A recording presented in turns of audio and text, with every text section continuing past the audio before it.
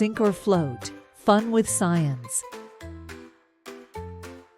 Did you ever wonder why some things sink in water and others float? It's all about science. Let's find out more about this fun experiment.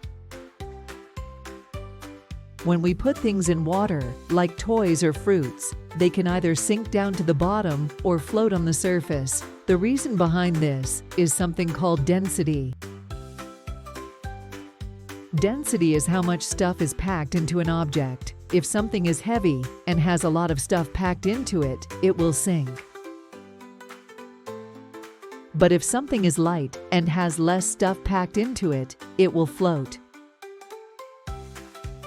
For example, a rock is heavy and dense, so it sinks in water. But a plastic bottle is light and less dense, so it floats. Even big ships can float because they're designed to spread out their weight over a large area. You can try this experiment at home. Just gather different objects, like a coin, a piece of wood, and a rubber ball. Then, put them in a bowl of water and see which ones sink and which ones float.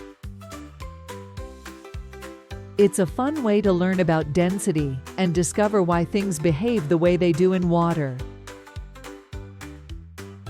So, the next time you're at the pool or by a lake, remember the science behind sink or float. It's all about density.